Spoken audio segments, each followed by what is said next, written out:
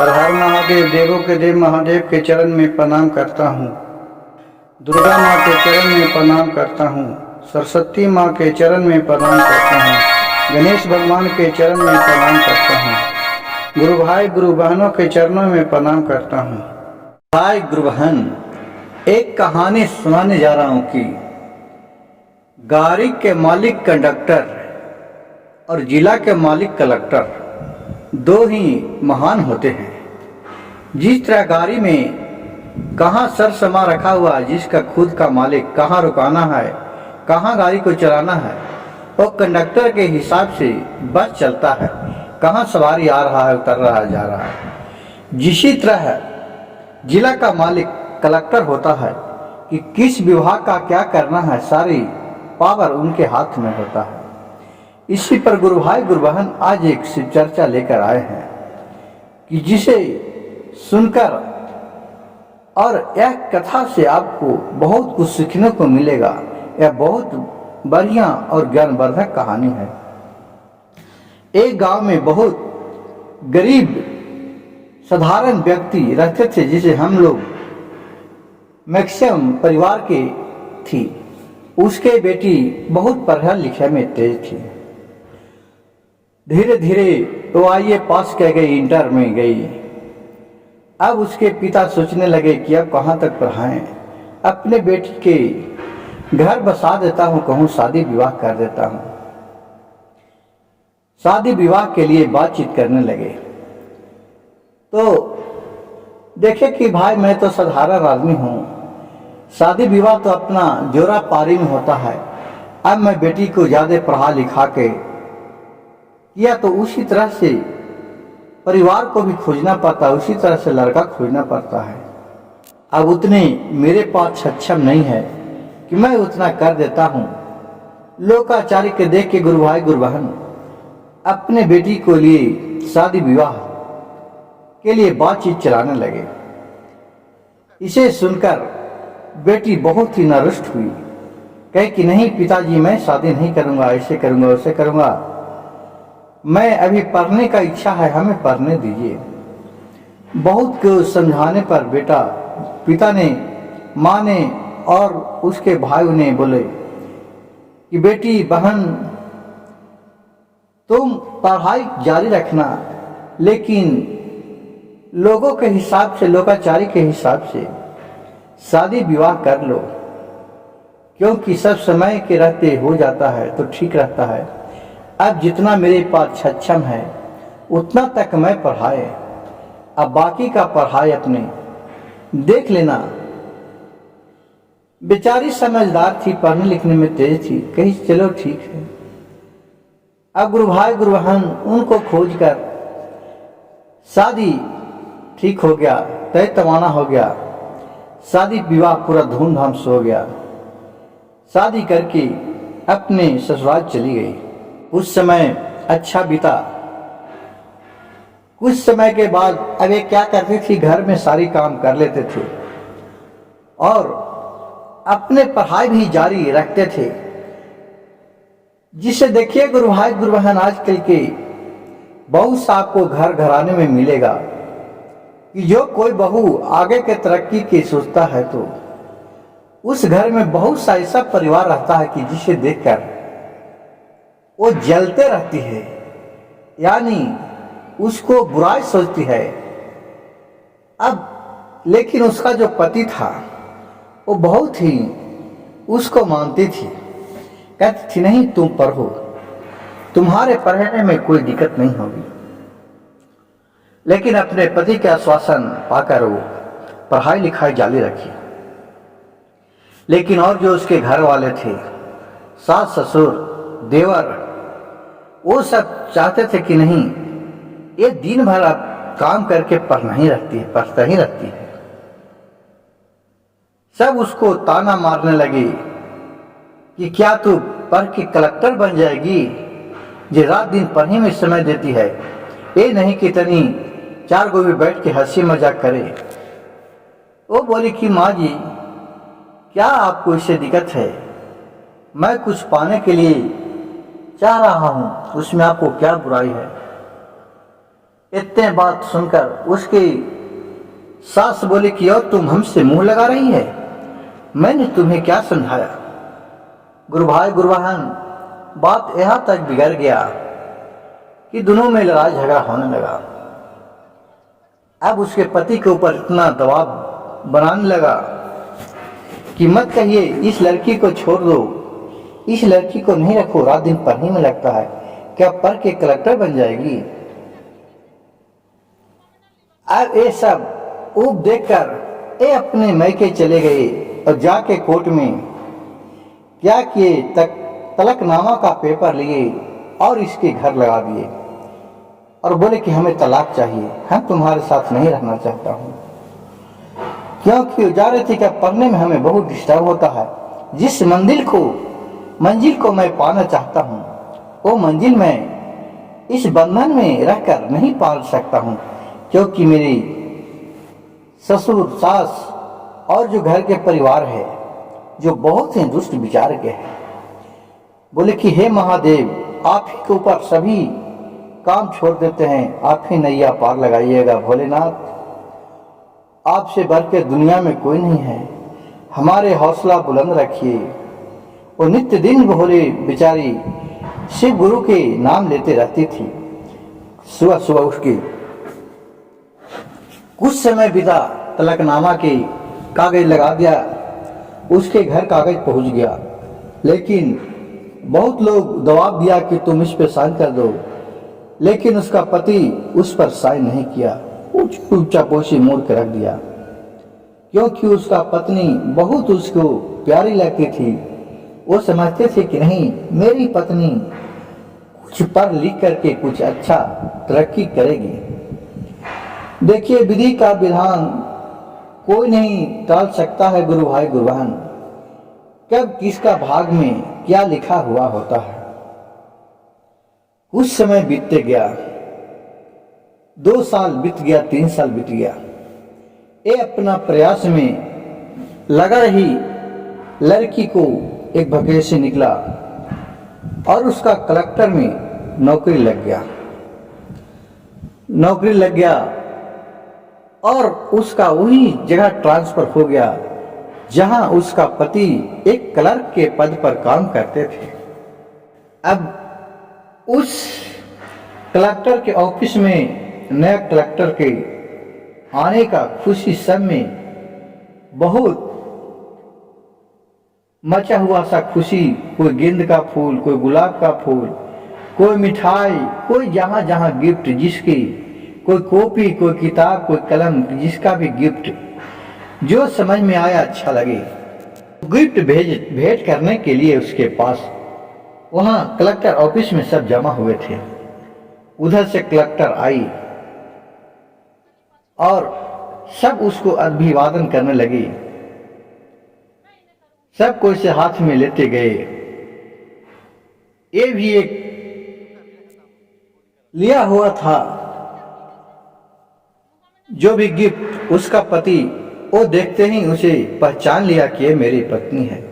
वो अपने सर झुका के वो भी गिफ्ट दे दिया, उसका हाथ से भी गिफ्ट ले लिए और फिर कलेक्टर अपने ऑफिस में गई और सारे सबको अपने अपने ड्यूटी पर बांटे और उसका शासन बहुत अच्छा ढंग से चलने लगे। नित्य दिन टाइम पर आ जाते थे और अपने ऑफिस में चला जाते थे। सबको बेरा बेरी से कोई बहाने न कोई बहाने बुलाकर काम लेते रहते थे और जान पहचान करते रहते थे। उसका पति था जो वर्मा जी थे, वो वर्मा जी को जल्दी उनके पास नहीं जाया करते थे। वो चाहती थी कि वो वर्मा जी क्यों हमारे पास नहीं आते हैं।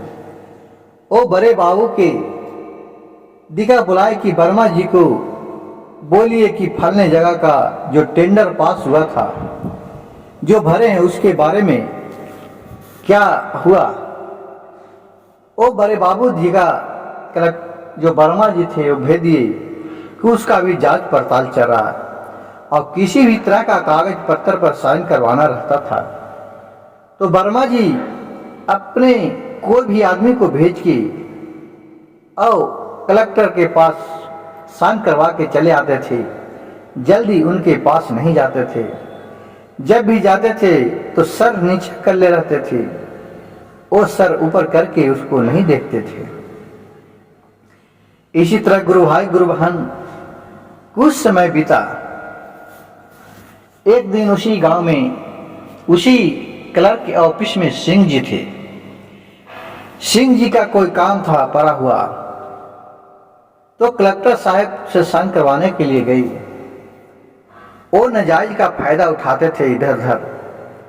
उसको समझ में आया कि सिंह जी है जो इधर उधर पैसा कमीशन खोर है, कमीशन लेता है। उसको कलेक्टर साहब के कान में गया था। उसके ऊपर निगरानी रखने लगे। कोई भी इस तरह का कागज पत्र देते थे, उस पर बहुत गौर करके कलेक्टर साहब देखते थे। और धीरे धीरे वो समझ गया सिंह जी, ये लगता है कि मेरे ऊपर ध्यान रख रहा है। कोई भी अब काम कहता हूं तो काम ढंग से करता नहीं है, और बहुत भला बुरा कहने लगा। उसी तरह उसका वर्मा जी थे, जिसमें और सिंह जी में बहुत एक्का तोकी लड़ाई झगड़ा हो गया। यहाँ तक कि हाथापाई दोनों में हो गया। क्यों कि वर्मा जी बोले कि तू कलेक्टर साहब के बारे में क्यों इतना बुरे भले कहती है, क्योंकि वो बहुत गंदे गंदे गाली देने लगा था। गुरु भाई गुरु बहन देखिए, पति पति हुई होता है, चाहे वो कैसा भी पति हो। पति में कोई बुराई नहीं है, सब पति एक समान नहीं होता है। वो कितनों है, फिर भी वो वर्मा जी था जो दूसरा शादी नहीं किया था। अभी तक वो उसी पत्नी पर था, लेकिन पत्नी को मालूम नहीं था। पत्नी तो जानती थी कि ये तो दूसरा विवाह कर लिया होगा। मैं तो तलाकनामा का कागज लगा दिया था, हमें तलाक मिल गया है, इससे कोई मतलब ही नहीं है। अब दोनों में हाथापाई हो गया। फिर कलेक्टर साहब बुलाए सिंह जी को, सारी कहानी सुने। फिर वर्मा जी को बुलाए, बोले कि आप क्यों ऐसा किए सिंह जी के साहब। कहे कि क्या करूं मैडम, वो आपके बारे में बहुत अनाप शनाप बोलने जा रहे थे, हमें बर्दाश्त नहीं हुआ। मैं उस पर 2-4 बार बोले, लेकिन तो पर भी वो बहुत आपके बारे में भला बुरा कहने लगा, हमसे बर्दाश्त नहीं हुआ। इसी चलते मैं उनसे हाथापाई कर लिया। कलेक्टर साहब ने बोली कि ठीक है, जब वो भला बुरा हमको कह रहा था, हमको सुना रहा, इससे तुम्हारे को क्या मतलब है? ये क्या तुम्हारा घर है? ये ऑफिस है, अपने सीमित समय में रहो।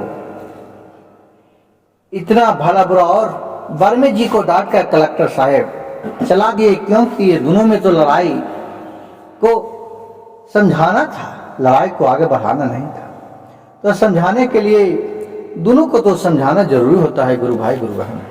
सिंह जी देखिए कि वो बहुत ही दुष्ट विचार के आदमी था, लालची आदमी था।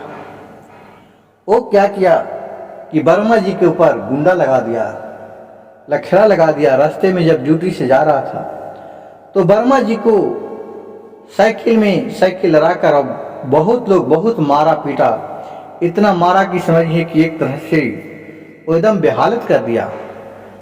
लोगों ने देखा, फिर उसे जाकर उसे हॉस्पिटल में भर्ती किया। उसका बहुत ही नाजुक समय था, बहुत झेल रही थी। अब वहां तो भर्ती थे। अब 1-2 दिन हो गया तो वर्मा जी ड्यूटी में नहीं आए। तो कलेक्टर साहब ने बोले बड़े बाबू से कि हे बड़े बाबू, वर्मा जी नौकरी पर ड्यूटी में नहीं आ रहे हैं, क्या हुआ? उसे तनी फोन लगाओ। फोन लगा रहा है तो उसे फोन भी नहीं लग रहा है। कहा कि उसके बारे में जानकारी लो, जहिया से लड़ाई हुआ है उसके बाद क्या हो गया। मैं कुछ बात बोले, उससे क्या बुरा लग गया, जिसके वजह से नहीं आ रहा, उसके घर जाकर पता लगाओ। लोगों द्वारा घर जाकर पता लगाए बड़ा बाबू। उन्हें सारी कहानी मालूम हो गया कि वो आ रहे थे तो गुंडे लोग मारा कि जिससे उसे हॉस्पिटल में भर्ती है। उसी दिन ये पता चला और उसी दिन कलेक्टर साहब के ऑफिस में मंत्री जी को आना था। मंत्री जी को आना था। ये बात सुनकर कलेक्टर साहब बोले कि ठीक है, मंत्री जी आ रहे हैं, आप लोग सारी देख लीजिएगा। मैं अभी वर्मा जी के पास जा रहा हूँ। हॉस्पिटल में जहाँ भर्ती है वहाँ वो आईसीयू रूम में भर्ती थी।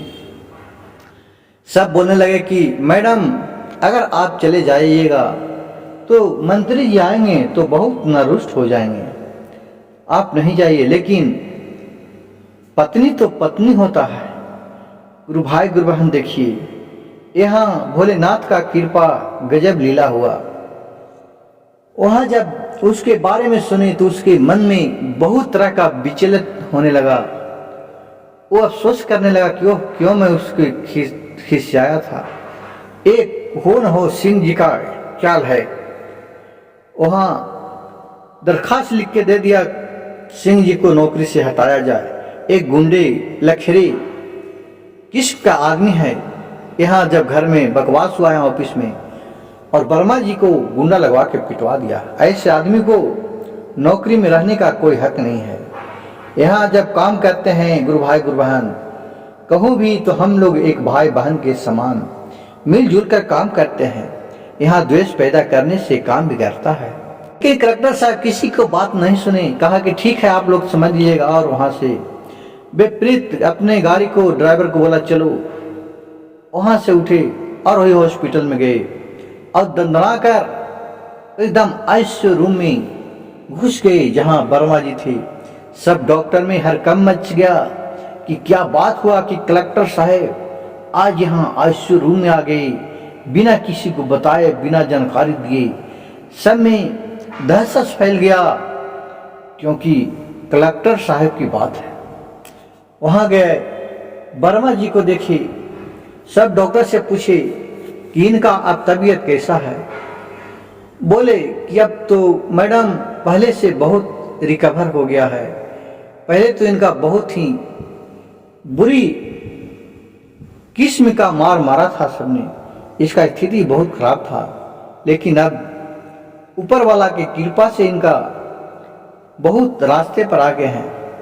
कलेक्टर साहब आदेश दिए इसके इलाज में किसी भी तरह का लापरवाही नहीं बरतना चाहिए। इसका अच्छी तरह ट्रीटमेंट होना चाहिए, जितना जल्द से जल्द ठीक हो सके। और वहाँ आंख में आंख वहाँ उनके बेड पर 1 घंटा तक ये थी जो कलेक्टर साहब बैठी और फिर अपने ऑफिस में चली गई। ऑफिस में गई तो देख रहे हैं वहां से मंत्री जी चले गए थे।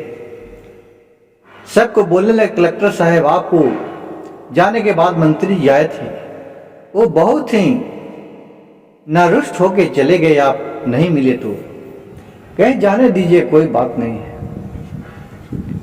और फिर कुछ दिन बीता, 1 आध हफ्ता के बाद वहां से डिस्चार्ज हो गया और डेली पर डेली अपने वर्मा जी के पास हॉस्पिटल में मिलने जाती थी, हाल चाल पूछती थी। ये दिनों का संबंध देखकर किसी को भी समझ में नहीं आया कि एक काम करने वाले मामूली सा क्लर्क है, इसके ऊपर कलेक्टर साहब का इतना गर्व है, किसी को समझ में नहीं आया। और ये बात राज के बाद किसी से बताया भी नहीं। कलेक्टर साहब जब घर चले गए तो फिर अपने एक दिन गार्ड के लेकर के और अपने ड्राइवर के लेकर के उसके घर पर गए। घर पर गए और गार्ड और ड्राइवर को बोले कि आप लोग बाहर ही रहना, हम अंदर होके आता हूँ वर्मा जी से मिल के। और वहाँ गए तो देख रहे हैं कि वर्मा जी सोए हुए हैं। वर्मा जी को चाल देकर उठाए, वर्मा जी उठे।